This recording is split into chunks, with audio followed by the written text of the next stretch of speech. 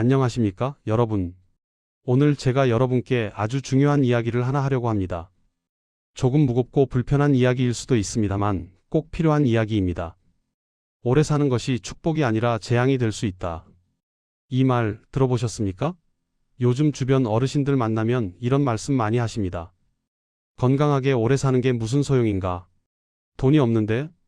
차라리 빨리 가는 게 자식들한테도 안 미안하지. 가슴 아픈 이야기입니다. 그런데 이게 현실입니다. 보건복지부에서 조사한 통계를 보면 은퇴 후 가장 걱정되는 것 1위가 바로 경제적 빈곤입니다. 건강 문제보다 외로움보다 더 두려운 게 가난입니다. 돈 없이 맞이하는 100세 시대는 정말 두려움 그 자체입니다. 그런데 여러분, 오늘 제가 말씀드릴 내용은 주식으로 대박 내는 방법도 아니고 코인으로 떼돈 버는 방법도 아닙니다. 오히려 그 반대입니다. 저는 오늘 여러분께 세 가지를 알려드리겠습니다. 첫째, 내가 가진 자산으로 매달 월급처럼 받는 방법. 둘째, 나라에서 주는 돈 한 푼도 안 놓치고 받는 방법. 셋째, 내 소중한 돈 지키는 방법입니다. 특히 오늘 제가 말씀드릴 기초연금 받는 법과 자식한테 재산 물려주는 문제는 꼭 메모하시면서 들어주십시오. 이 영상 끝까지 보시면 여러분 인생의 남은 시간을 어떻게 준비해야 할지 명확하게 아실 겁니다. 그럼 시작하겠습니다. 자, 먼저 가장 기본적인 질문부터 시작하겠습니다. 나는 한 달에 도대체 얼마가 있어야 사는가? 막연하게 돈 많으면 좋지 이렇게만 생각하시면 안 됩니다. 정확한 숫자를 알아야 합니다. 그래야 계획을 세울 수 있습니다. 통계청 자료를 보겠습니다. 부부 기준으로 적정한 노후 생활비는 한 달에 270만 원이라고 합니다. 최소 생활비는 200만 원 정도입니다. 여러분, 이 숫자 보시고 어떻게 생각하십니까? 200만 원이면 살만하겠네 이렇게 생각하십니까? 천만에요. 제가 실제로 계산을 한번 해보겠습니다. 여러분도 함께 계산해 보세요. 먼저 고정비부터 봅시다. 아파트 관리비 요즘 얼마나 나옵니까? 작은 아파트도 한 달에 15만 원은 기본입니다. 큰 평수면 20만 원, 30만 원도 나갑니다. 전기세, 가스비는 또 어떻습니까? 여름에 에어컨 틀고 겨울에 난방하면 한 달에 10만 원에서 15만 원 나갑니다. 통신비 보겠습니다. 휴대폰 요금 부부 합쳐서 7만 원, 인터넷 TV 합쳐서 5만 원, 이것만 해도 12만 원입니다. 여기까지만 해도 벌써 40만 원에서 50만 원 나갔습니다. 이제 병원비를 봅시다. 나이 드시면 약 안 드시는 분이 어디 있습니까? 혈압약, 당뇨약, 관절약, 소화제, 이것저것 한 달 약값만 해도 10만 원은 기본입니다. 3개월에 한 번씩 병원 가서 진료받고 검사하면 또 돈 나갑니다. 의료비로 한 달 평균 15만 원은 잡아야 합니다. 여기에 경조사비는 또 어떻습니까? 나이 드시면 경조사가 정말 많습니다. 친구 돌아가셨다, 조카 결혼한다, 친척 칠순잔치다, 한 달에 23건씩은 기본입니다. 한 번에 10만 원씩만 해도 한 달에 20만 원에서 30만 원 나갑니다. 자, 여기까지 계산해 볼까요? 관리비, 공과금 50만 원, 통신비 12만 원, 의료비 15만 원, 경조사비 25만 원, 합계가 얼마입니까? 102만 원입니다. 아직 밥값, 반찬값, 외식비, 교통비, 옷값, 미용실, 이발소 이런 거 하나도 안 쓴 겁니다. 그럼 200만 원 받으면 실제로 손에 쥐고 자유롭게 쓸 수 있는 돈이 얼마입니까? 100만 원도 안 됩니다. 여기서 식비로 한 달에 60만 원, 교통비로 10만 원, 기타 잡비로 20만 원 쓰면 끝입니다. 저축? 여행? 문화생활? 그런 거 할 돈이 어디 있습니까? 270만 원 받아야 그나마 좀 여유가 있습니다. 그래서 통계청에서 적정 생활비를 270만 원이라고 정한 겁니다. 그럼 여러분께 질문 하나 드리겠습니다. 지금 매달 들어오는 돈이 얼마입니까? 국민연금 받으시면 평균 60만 원 정도 받으십니다. 기초연금 받으시면 30만 원 더 받으십니다. 합쳐봐야 90만 원입니다. 부부 합쳐도 180만 원입니다. 270만 원 필요한데 180만 원밖에 없으면 어떻게 됩니까? 부족한 90만 원은 어디서 채웁니까? 저축한 돈 깨먹어야 합니다. 한 달에 90만 원씩 깨먹으면 1년에 1080만 원입니다. 10년이면 1억입니다. 만약 여러분이 지금 70세시고 90세까지 사신다면 20년입니다. 2억이 필요합니다. 혹시 100세까지 사시면 3억이 필요합니다. 이게 현실입니다. 무섭지 않습니까? 그래서 제가 여러분께 꼭 말씀드리고 싶은 게 이겁니다. 자산보다 현금 흐름이 중요하다. 집값 10억짜리 아파트 한 채 있으면 부자라고 생각하십니까? 천만에요. 집은 못 팔아먹습니다. 집 팔면 당장 살 곳이 없습니다. 그런데 집값은 떨어지고 세금은 나가고 관리비는 계속 나갑니다. 제가 주변에서 본 어르신이 계셨습니다. 강남에 아파트 한 채 있으셨어요. 시세로 15억입니다. 그런데 현금은 하나도 없으셨어요.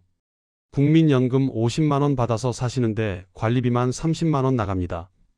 결국 자식한테 손 벌리셨어요. 15억 집 있는 분이 말입니다. 이게 진짜 노후 빈곤의 함정입니다. 자산 10억 부동산 거지라는 말 들어보셨을 겁니다. 진짜 있는 말입니다. 그럼 어떻게 해야 합니까? 내 자산을 월급으로 만들어야 합니다. 매달 꼬박꼬박 들어오는 현금 흐름을 만드는 겁니다. 방법이 몇 가지 있습니다. 첫째, 주택연금입니다. 집을 담보로 맡기고 죽을 때까지 매달 연금을 받는 제도입니다. 한국주택금융공사에서 하는 국가제도입니다. 예를 들어볼까요? 6억짜리 집 가지고 계신 70세 부부가 주택연금 가입하면 한 달에 얼마 받을까요? 대략 150만 원 정도 받습니다. 평생 받습니다. 돌아가실 때까지 받습니다. 그럼 집은 어떻게 되느냐? 집은 여러분이 죽을 때까지 그대로 사십니다. 본인 집입니다.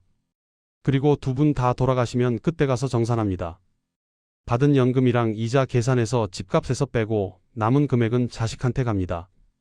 많은 분들이 오해하십니다. 집을 빼앗긴다, 자식한테 물려줄 게 없어진다 이렇게 생각하시는데 아닙니다. 집값이 올랐으면 그 오른 가치는 자식 몫입니다. 그리고 받은 연금보다 집값이 떨어져서 마이너스가 나도 자식한테 빚이 안 갑니다. 이게 국가보증입니다. 둘째, 즉시연금이 있습니다. 보험회사에서 하는 상품입니다. 목돈을 넣으면 바로 다음 달부터 평생연금을 줍니다. 예를 들어 1억을 넣으면 한 달에 40만 원 정도 받습니다. 2억 넣으면 80만 원 받습니다. 평생 받습니다. 중간에 해지도 안 되고 찾을 수도 없습니다.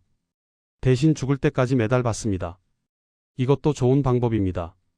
다만 한 번 넣으면 빼낼 수가 없으니까 생활비로 쓸 비상금은 따로 남겨두셔야 합니다. 셋째, 월세 받는 방법도 있습니다. 만약 집이 두 채 있으시면 한 채는 월세 놓으시는 겁니다. 작은 오피스텔이라도 한 채 가지고 계시면 월세로 70만 원에서 100만 원 받을 수 있습니다. 다만 이건 공실 위험이 있고 집값이 떨어질 위험도 있으니까 신중하게 생각하셔야 합니다. 정리하겠습니다. 현금 흐름을 만드세요. 통장에 매달 꼬박꼬박 들어오는 돈이 있어야 마음이 편하고 당당하게 살 수 있습니다. 이게 노후 자산 관리의 첫 번째 원칙입니다. 자, 이제 두 번째입니다. 국가에서 주는 돈 제대로 받고 계십니까? 국민연금 받으시죠? 기초연금은 신청하셨습니까? 노인 일자리 사업은 알고 계십니까? 이런 거 하나하나가 다 돈입니다. 모르면 손해보는 겁니다. 한 달에 수십만 원씩 손해봅니다. 1년이면 수백만 원, 10년이면 수천만 원입니다. 먼저 국민연금부터 자세히 말씀드리겠습니다. 국민연금은 기본적으로 만 63세부터 받습니다. 그런데 여러분, 조금 일찍 받을 수도 있고 늦게 받을 수도 있다는 거 아십니까? 조기노령연금이라는 게 있습니다. 최대 5년 일찍 받을 수 있습니다. 예를 들어 63세에 받을 사람이 58세부터 받을 수 있습니다. 그런데 일찍 받으면 깎입니다. 1년 일찍 받으면 6%씩 깎입니다. 5년 일찍 받으면 30% 깎여서 평생 70%만 받는 겁니다. 예를 들어볼까요? 원래 월 100만 원 받을 사람이 5년 일찍 받으면 월 70만 원 받습니다. 평생 70만 원입니다. 나중에 나이 들어서 100만 원으로 올려주는 거 아닙니다. 반대로 연기연금도 있습니다. 늦게 받으면 매년 7.2%씩 더 받습니다. 5년 늦게 받으면 36% 더 받습니다. 예를 들어 월 100만 원 받을 사람이 5년 늦게 받으면 월 136만 원 받습니다. 평생 136만 원입니다. 그럼 어느 게 유리합니까? 정답은 상황마다 다르다입니다. 만약 지금 당장 일할 데가 없고 생활비가 급하고 건강도 안 좋으시면 조기연금 받으셔야 합니다. 돈이 필요한데 참고 기다리다가 건강 나빠지면 무슨 소용입니까? 반대로 지금 일을 하고 계시고 소득이 있고 건강도 좋고 당장 돈이 급하지 않으시면 늦게 받는 게 유리합니다. 계산해보면 85세 이상 사시면 늦게 받는 게 총액이 더 많습니다. 제 개인적인 조언은 이렇습니다. 건강이 좋고 가족력도 장수 가족이고 당장 소득이 있으면 늦춰서 받으세요. 1년만 늦춰도 평생 7.2% 더 받습니다. 건강이 안 좋거나 당장 소득 공백기가 있거나 빚이 있으면 일찍 받으세요. 내일 일은 아무도 모릅니다. 이제 진짜 중요한 거 말씀드립니다. 기초연금입니다. 기초연금은 만 65세 이상 어르신 중에서 소득 하위 70%에게 주는 돈입니다. 2025년 기준으로 한 달에 최대 33만 4,810원입니다. 정확히 33만 4,810원입니다. 부부가 다 받으면 얼마일까요? 각각 받는 게 아니라 20% 깎여서 받습니다. 부부 합쳐서 월 53만 5,696원, 그러니까 약 53만 6천원 받습니다.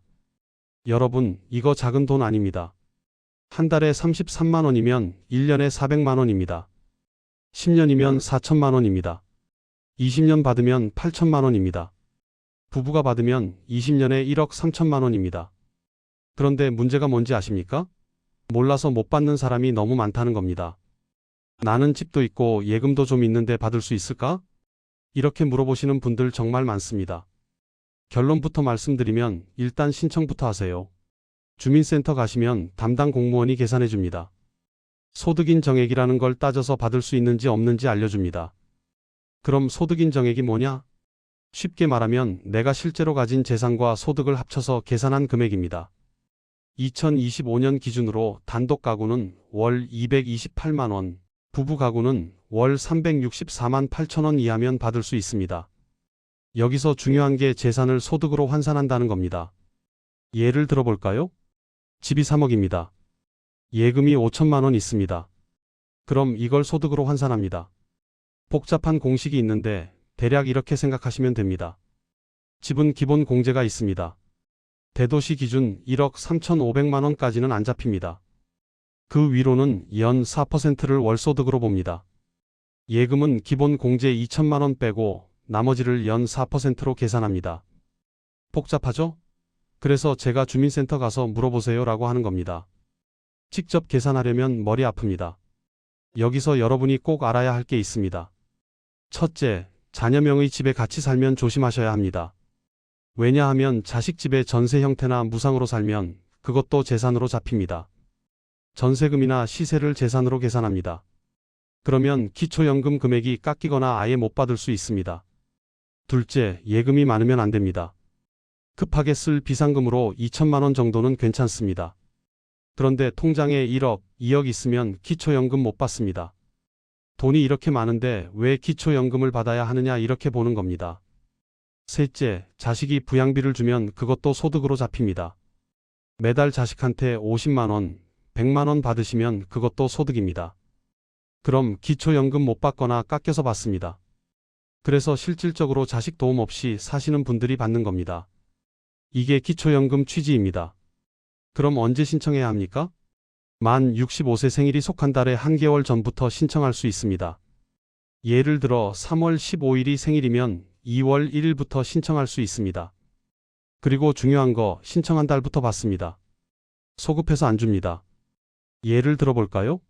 3월에 65세 됐는데 6월에 신청하면 어떻게 됩니까? 6월부터 받습니다. 3월, 4월, 5월 3개월치는 못 받습니다. 100만 원 날린 겁니다. 그러니까 생일 되자마자 바로 신청하셔야 합니다. 어디 가서 신청합니까? 주민센터 가세요. 동사무소입니다. 거기 가시면 복지 담당 직원이 있습니다. 기초연금 신청하러 왔습니다 하시면 됩니다. 준비물은 신분증, 통장사본, 배우자, 신분증부부 신청 시 이 정도면 됩니다. 집 등기부등본이나 금융거래 내역은 공무원이 직접 조회해 줍니다. 신청하면 한 달 안에 결과 나옵니다. 받을 수 있으면 다음 달부터 받습니다. 마지막으로 한 가지 더 알려드리겠습니다. 혹시 나는 자격이 안 될 것 같은데라고 생각하시는 분들 계십니까? 그래도 한번 알아보세요. 신청은 공짜입니다. 의외로 받을 수 있는 경우가 많습니다. 저희 동네 어르신 한 분은 아파트도 있고 예금도 좀 있어서 나는 해당 안 될 거야 하시다가 며느리가 억지로 주민센터 모시고 갔습니다.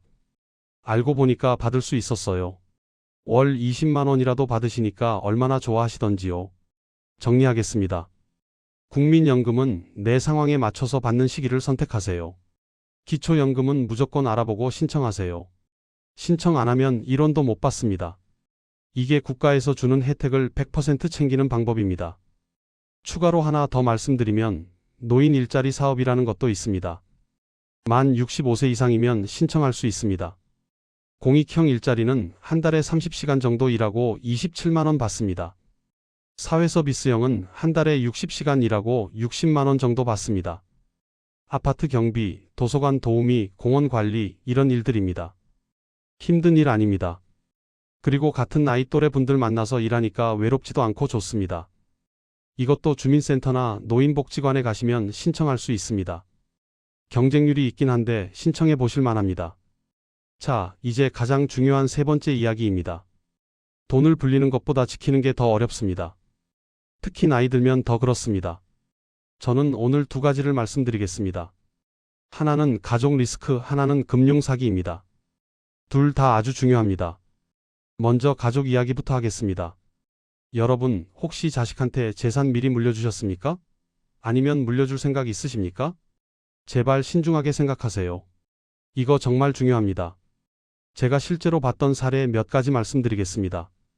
사례 1번. 한 어르신이 계셨습니다. 아들이 결혼한다고 해서 아파트를 미리 증여하셨습니다. 세금도 아끼고 자식도 좋아하고 다 좋았습니다. 그런데 5년 후에 무슨 일이 벌어졌는지 아십니까? 그 아들이 부모한테 집에서 나가라고 했습니다. 며느리가 싫어한다는 겁니다. 같이 살기 힘들다는 겁니다. 그 어르신은 갈 데가 없었습니다. 본인 명의 집이 하나도 없으니까요. 결국 작은 월세방에 들어가셨습니다. 월세 50만 원짜리 방입니다. 국민연금 60만 원 받아서 월세 내고 10만 원으로 사십니다. 아들한테 준 그 아파트 지금 시세가 7억입니다. 7억짜리 아파트 주인 아버지가 월세방에서 라면 끓여 드시는 겁니다. 사례 2번. 한 어머니가 계셨습니다. 딸이 셋 있었습니다. 제일 작은 막내딸이 효자였습니다. 항상 잘해줬습니다. 그래서 어머니가 생각하셨어요. 이 애는 날 끝까지 모실 거야. 그래서 재산을 막내딸한테 다 물려줬습니다. 집도 예금도 다 막내 명의로 바꿨습니다. 그런데 그 막내딸이 사업을 시작했습니다. 카페를 차렸습니다. 그런데 사업이 망했습니다. 빚이 생겼습니다. 어떻게 됐을까요? 어머니 명의로 물려받은 그 집에 근저당이 잡혔습니다. 결국 집이 경매로 넘어갔습니다. 어머니는 졸지에 집 없는 할머니가 되셨습니다. 그 막내딸은 어머니한테 너무 미안해서 얼굴도 못 보고 연락도 끊었습니다. 딸이 나쁜 마음 먹어서 그런 게 아닙니다. 그런데 결과는 이렇게 됐습니다. 사례 3번. 한 할아버지가 아들한테 1억을 빌려줬습니다. 아들이 사업한다고 해서요. 나중에 꼭 갚을게요. 아버지 하면서 차용증도 썼습니다. 그런데 5년이 지나도 안 갚습니다. 물어보면 지금 형편이 어려워서 그래. 조금만 기다려. 이럽니다. 할아버지는 그 돈이 노후 자금의 전부였습니다. 국민연금 50만 원으로 사시는데 턱없이 부족합니다. 아들한테 돈 돌려달라고 하면 아들이 화를 냅니다. 내가 지금 얼마나 힘든지 아세요? 결국 할아버지는 돈도 못 받고 아들하고 사이만 나빠졌습니다. 이게 극단적인 사례라고 생각하십니까? 아닙니다. 제 주변에 이런 분들 생각보다 정말 많습니다. 저는 이런 이야기를 왜 하느냐? 자식을 믿지 말라는 게 아닙니다. 자식을 사랑하지 말라는 것도 아닙니다. 제가 말씀드리고 싶은 건 이겁니다. 사전 증여 절대 신중해야 합니다. 내 노후 자금은 내 생명줄입니다. 자식이 효자, 효녀면 증여 안 해도 잘 모십니다. 자식이 불효자면 증여해도 안 모십니다. 오히려 더 함부로 대합니다. 왜 그런지 아십니까? 사람 심리가 그렇습니다. 내가 재산을 쥐고 있으면 자식이 함부로 못합니다. 나중에 유산 받으려면 잘해야지 이런 생각이 있습니다. 이게 나쁜 건 아닙니다. 이게 현실입니다. 그런데 재산을 미리 다 줘버리면 어떻게 됩니까? 자식 입장에서는 받을 거 다 받았습니다. 이제 부모가 어떻게 되든 크게 상관없습니다. 말로는 그렇게 안 합니다. 그런데 시간이 지나면 행동이 달라집니다. 그리고 한 가지 더 중요한 게 있습니다. 자식이 착해도 자식 배우자가 어떤 사람인지 모릅니다. 며느리가 사위가 어떻게 나올지 모릅니다. 또 자식이 사업 실패할 수도 있습니다. 빚을 질 수도 있습니다. 이혼할 수도 있습니다. 병에 걸릴 수도 있습니다. 그때 가서 후회해도 이미 늦습니다. 증여한 재산은 다시 못 돌려받습니다. 법적으로는 증여 취소라는 게 있습니다. 그런데 이게 쉽지 않습니다. 자식이 동의해야 합니다. 동의 안 하면 소송해야 합니다. 부모가 자식 상대로 소송하는 게 쉬운 일입니까? 그래서 제 원칙은 이겁니다. 내 노후 자금은 내가 다 쓰고 간다고 생각하세요. 그게 진짜 자식을 돕는 길입니다. 자식한테 짐 안 되는 게 최고의 효도입니다. 재산 미리 줬다가 나중에 생활비 없어서 자식한테 손 벌리면 그게 진짜 자식한테 짐 되는 겁니다. 자식도 부담스럽고 본인도 비참합니다. 돈은 여러분이 쥐고 계세요. 필요할 때 조금씩 도와주세요. 결혼할 때 얼마, 사업할 때 얼마 이렇게 도와주세요. 하지만 명의는 끝까지 여러분 명의로 두세요. 특히 집은 절대 미리 넘기지 마세요. 유산은 죽고 나서 남기는 겁니다. 살아있을 때는 내 재산입니다. 이게 가족 리스크 관리의 핵심입니다. 자, 이제 두 번째입니다. 금융 사기. 요즘 시니어 세대를 노리는 사기꾼들이 정말 많습니다. 수법도 갈수록 교묘해집니다. 제가 실제 사례 위주로 말씀드리겠습니다. 첫 번째, 리딩방 사기입니다. 가장 흔한 게 주식 리딩방, 코인 리딩방입니다. 어느 날 카카오톡으로 초대 메시지가 옵니다. 무료 주식 정보방에 초대합니다. 이렇게요. 처음에는 뭐지? 하시면서도 들어가 봅니다. 거기 들어가면 사람이 300명, 500명씩 있습니다. 그리고 전문가라는 사람이 나타납니다. 증권사 출신이라고 합니다. 또는 미국에서 공부했다고 합니다. 경력이 화려합니다. 그 사람이 종목을 알려줍니다. 내일 이 주식 사세요. 오를 겁니다. 그런데 신기하게도 진짜 오릅니다. 처음 한두 번은 진짜 수익이 납니다. 소액으로 투자한 분들이 돈을 법니다. 그러면 사람들이 믿기 시작합니다. 와, 이 사람 진짜 전문가네. 나도 믿고 큰돈 넣어볼까? 그때부터 본격적으로 사기가 시작됩니다. 지금 아주 좋은 기회가 왔습니다. 비상장 주식인데 곧 상장됩니다. 지금 1만 원인데 상장하면 10만 원 됩니다. 최소 3천만 원 이상 투자하셔야 합니다. 이렇게 유혹합니다. 그리고 빨리 안 하시면 기회 놓칩니다. 마감 임박입니다. 이렇게 조급하게 만듭니다. 그래서 3천만 원, 5천만 원, 1억씩 투자합니다. 계좌번호 알려주면서 여기로 입금하세요 합니다. 입금하면 어떻게 될까요? 처음 며칠은 잘 입금됐습니다. 곧 좋은 소식이 있을 겁니다. 이렇게 답이 옵니다. 그러다가 갑자기 연락이 끊깁니다. 카톡방이 사라집니다. 전화해도 안 받습니다. 돈은 돌아오지 않습니다. 경찰 신고해도 이미 사기꾼들은 사라진 후입니다. 두 번째, 정부기관 사칭 사기입니다. 전화가 옵니다. 발신 번호를 보니까 경찰청, 검찰청, 금융감독원 이렇게 뜹니다. 어르신, 지금 어르신 명의로 대포 통장이 만들어졌습니다. 보이스피싱 범죄에 연루되셨습니다. 지금 조치 안 하시면 재산 압류됩니다. 깜짝 놀라시죠? 제가 뭘 잘못했습니까? 물어봅니다. 그러면 친절하게 설명해 줍니다. 누가 어르신 명의를 도용한 겁니다. 지금 어르신 통장 확인해야 합니다. 일단 돈을 안전한 계좌로 옮기세요. 제가 안전 계좌 번호 알려드리겠습니다. 그래서 평생 모은 돈을 그 계좌로 다 옮깁니다. 그러면 끝입니다. 돌려받을 수 없습니다. 여러분 명심하세요. 경찰, 검찰, 금융감독원, 어디든 정부기관에서 전화로 돈을 옮기라고 하는 일은 절대 없습니다. 100% 사기입니다. 만약 그런 전화 오면 일단 끊으세요. 그리고 직접 경찰서에 가서 물어보세요. 세 번째, 지인 사칭 사기입니다. 카톡으로 메시지가 옵니다. 아들 이름으로 옵니다. 엄마, 나 휴대폰 고장나서 새 번호로 연락해. 이 번호로 저장해줘. 그러면 그래, 알았다 하고 저장합니다. 며칠 후 또 연락 옵니다. 엄마, 급한 일 생겼어. 친구가 사고 났는데 합의금 내야 해. 나 지금 회의 중이라 전화 못 받아. 500만 원만 급하게 보내줄 수 있어? 내일 바로 갚을게. 급하다니까 입금합니다. 그런데 다음날 진짜 아들한테 전화합니다. 어제 보낸 돈 받았니? 무슨 돈요? 저 돈 안 받았는데요? 그제야 알게 됩니다. 사기당한 걸. 네 번째, 건강식품 사기입니다. 전화가 옵니다. 건강식품 무료 체험 행사하는데 오시겠습니까? 가보니까 호텔에서 행사를 합니다. 그럴싸합니다. 음식도 주고 선물도 줍니다. 그리고 건강 강연을 합니다. 이 제품 드시면 암 예방됩니다. 당뇨 고칩니다. 관절염 낫습니다. 그러면서 제품을 팝니다. 한 세트에 300만 원, 500만 원 합니다. 오늘 여기서 사시는 분들 특별 할인해드립니다. 그리고 선착순 10분만 추가로 사은품 드립니다. 이렇게 하니까 서로 사려고 난리입니다. 그래서 300만 원, 500만 원씩 삽니다. 집에 와서 먹어봅니다. 효과가 있을까요? 없습니다. 그냥 비타민이나 홍삼 같은 흔한 거 들어 있습니다.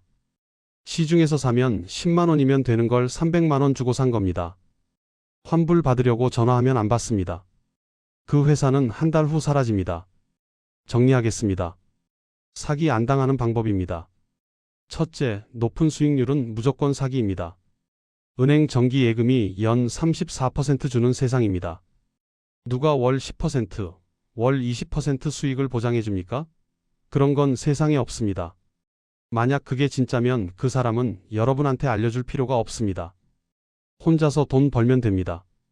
왜 모르는 사람한테 친절하게 알려주겠습니까? 둘째, 정부기관은 절대 전화로 돈 달라고 안 합니다. 경찰, 검찰, 금융감독원, 국세청, 어디든 전화로 돈 옮기세요. 계좌 알려주세요. 이런 말 안 합니다. 그런 전화 오면 무조건 끊으세요. 그리고 직접 해당 기관에 가서 확인하세요. 셋째, 급하게 돈 달라는 건 의심하세요. 진짜 급한 일이면 직접 만나서 이야기합니다. 카톡이나 전화로만 돈 달라고 하면 99% 사기입니다. 자식이 카톡으로 돈 달라고 해도 일단 직접 전화해서 목소리 확인하세요. 넷째, 투자는 원금 보장 안 되는 건 절대 하지 마세요. 지금 나이에 투자로 대박 낼 생각하지 마세요. 그런 생각하는 순간 사기꾼 밥입니다. 은행 예금, 국채 이런 데 두세요. 이자 적어도 됩니다. 원금만 지키면 됩니다. 다섯째, 혼자 결정하지 마세요. 누가 투자하라고 하거나 큰돈 쓰라고 하면 일단 자식이나 가족한테 상의하세요. 빨리 결정 안 하면 기회 놓친다고 조급하게 만드는 건 사기꾼 수법입니다. 진짜 좋은 기회는 하루 이틀 기다린다고 없어지지 않습니다. 여섯째, 피해봤으면 바로 신고하세요. 창피하다고 자식한테 들킬까봐 이렇게 숨기지 마세요. 빨리 신고할수록 돈 찾을 확률이 높아집니다. 경찰서 가서 신고하세요. 금융감독원 전화 1332번으로 신고하세요. 제가 봤던 가장 안타까운 경우가 뭔지 아십니까? 한 할머니가 평생 모은 돈 2억을 코인에 넣었다가 1년 만에 2천만 원으로 줄어들었습니다. 그분은 이제 자식한테 손 벌려야 합니다. 자식은 평생 부모 원망하며 살아야 합니다. 왜 그 돈을 그렇게 날리셨어요? 한 할아버지는 주식 리딩방에 속아서 5천만 원 날렸습니다. 그 돈이 주택연금 타려고 모아둔 돈이었습니다. 이제 주택연금 못합니다. 제발 여러분 욕심내지 마세요.